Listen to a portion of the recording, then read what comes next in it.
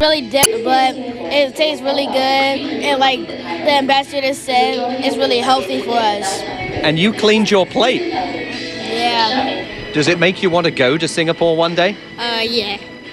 What do you think it's like there? It's probably really tropical. It's stuck in my mouth. It's stuck in your mouth? But do you like the taste of it? Yes. While they munched, there was a fashion show featuring traditional clothing from Singaporean communities. And this event is not just about introducing Washington school children to Singaporean food, but to its diverse culture and traditions as well. After lunch, the children went to 3 separate activity stations representing Singapore's Chinese, Malay and Indian traditions. The local school system says the partnership with Singapore's embassy helps expand the worldview of Washington's next generation. A lot of our students can't afford to get out of the country, so instead of bringing them to a different country, we bring the different country to them, and we bring them different cuisines and different activities. They go home, they speak about the culture of Singapore, they start to understand a little bit more about Singapore in terms of the culture, the food, the ideas. And in that way, I think it's great for people to get to know each other. There was, it should be said, no chili crab on the menu, and there were a few plates that didn't get touched much over lunch. But for the most part, the children returned to their classes, their tummies filled with Singaporean deliciousness. Simon Marks, Channel News Asia at Alice Deal Middle School in Washington. Next, it was a talent competition with a difference. More than 30 animals today vied for the title of Singapore's first ever Pet Idol. Elvina So with more. Say hello. Good boy. Saying hello, that's just one of the many tricks showcased in Singapore's first Pet Idol competition. For 3 hours, dogs of all shapes and sizes performed various tricks, including rolling over, bowing, and standing on their hind legs, a feat which saw one border collie towering over his 7-year-old owner. Well, I start with the basic class, then followed by using the tree. He can walk on 2 legs, he can find things that I've touched, and he can listen to other commands like sit, down or stand.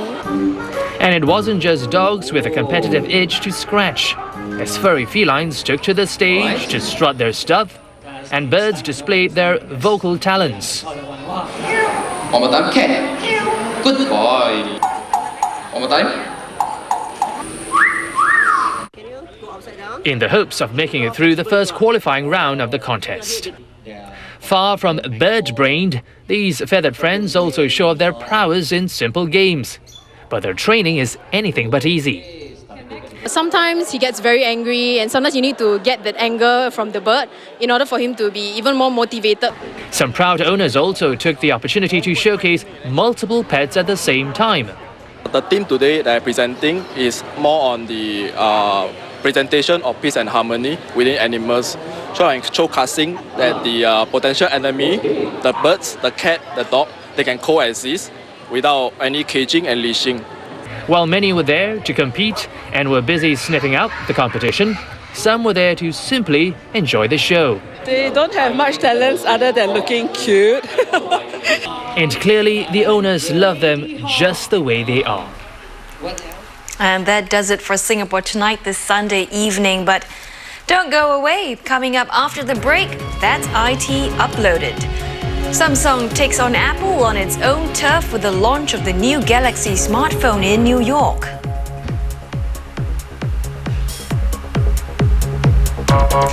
And the Harlem Shake revealed what you see going viral now doesn't even come close to the original.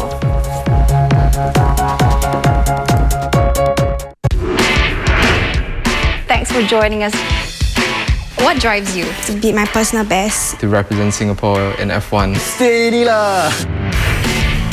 What are your thoughts on that? People here are beginning to show and articulate their own personal responses to significant events. How have those measures been effective? And we have in studio Singapore Connect at 6. Weekdays at 6 p.m. on Channel News Asia. Singapore Connect at 6, streaming live at toggle.sg. Japan, a country at the forefront of innovation.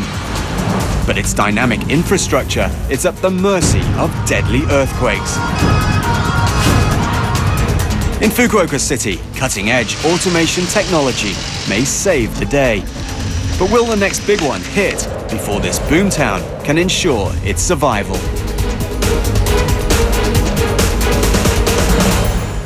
In a world of accelerating change, the hallmark of successful companies is the ability to develop innovative solutions to overcome market challenges. This year, Channel News Asia presents the Channel News Asia Luminary Leadership Forum 2013. 26th March, 8 a.m. at the Fullerton Hotel, Singapore. A gathering of international business leaders from diverse industries who will share insights on implementing change and green practices in business. With a discussion moderated by Business Central presenter Taimur Nabili. The Channel News Asia Luminary Leadership Forum 2013. Brought to you by official car partner, Chrysler. Official hotel partner, the Fullerton Hotel. Supported by Research and Knowledge Partners.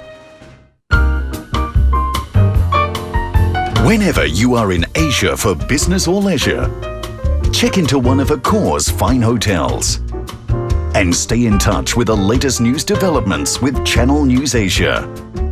Now available in Sofitel, Pullman, M-Gallery, Grand Mercure, Novotel, Mercure, Ibis, and All Seasons hotels across Asia.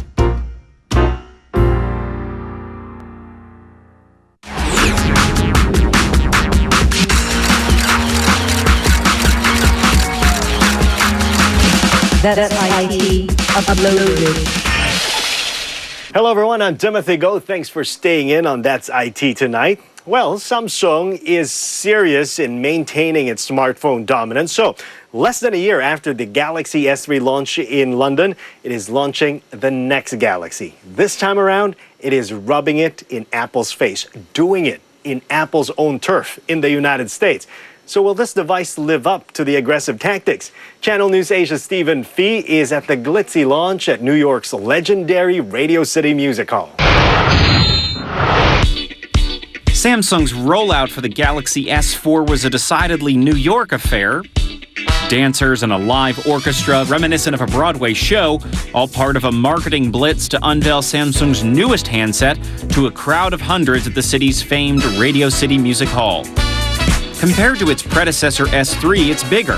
Larger screen, higher resolution camera, more robust battery. But with so many other Android-powered phones on the market, Samsung is placing its bet on some new software features as well. Gesture controls that keep your fingers off the screen, a nifty feature that pauses video when you look away, and a camera that gives you a view of yourself while you snap a picture. We always want to push ahead in both hardware and software designs, ease of use, and incorporating all of that to make sure that it's the most useful smartphone in the marketplace.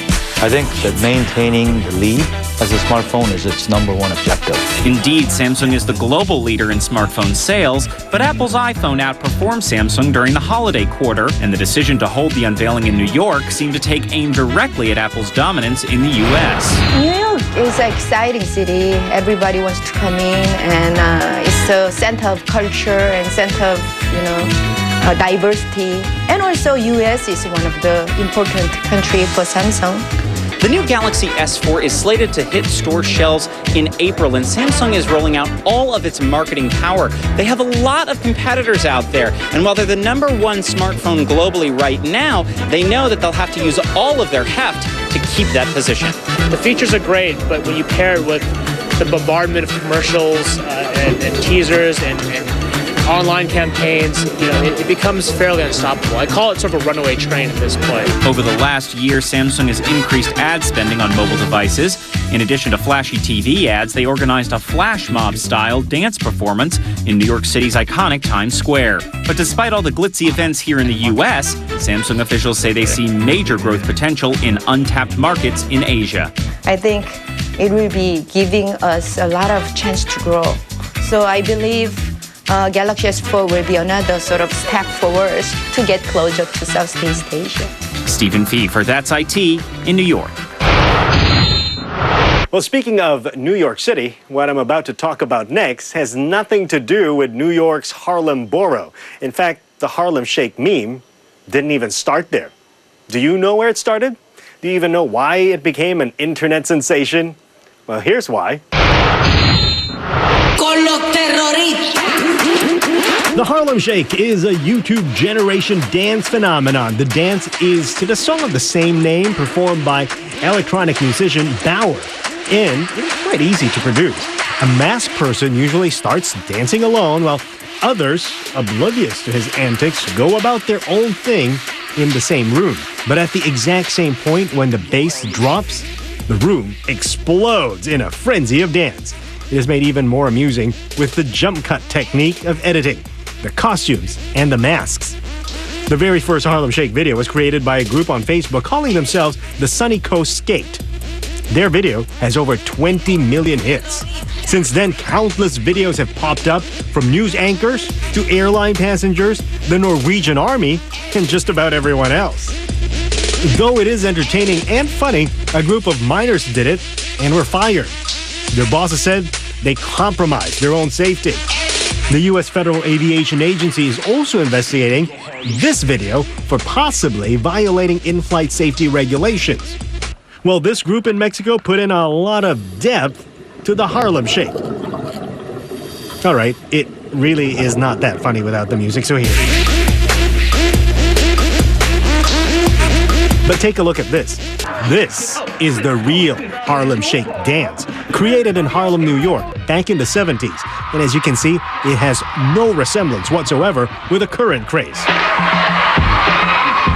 By the way, up to 4,000 videos of Harlem Shake variations are uploaded on the internet daily. So, should we be doing the Harlem Shake? Well, I'll think about that. Meanwhile, if you're thinking of doing the Harlem Shake, let me show you this. This is the Philips Sound Shooter, and the company says it's big sound in a mini speaker. For a speaker this tiny, it holds up well with loudness and has good enough sound quality. The built-in lithium-ion rechargeable battery provides up to 8 hours of playback time. This rubber coating is removable and changeable, but you can't just buy the jacket on its own. The retractable 3.5mm line-in cable connects to a headphone jack of your mobile phone device, and it is compatible with just about every mobile device. So, if you are ready, let's give the speaker a try, and you can judge for yourself.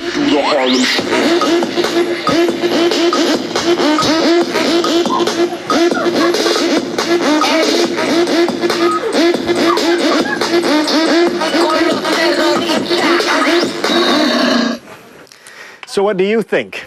It's not fantastic, it is mono, but it's good enough if you need big sound. That's all I have for you this week on That's IT. I'm Timothy Go. That's it.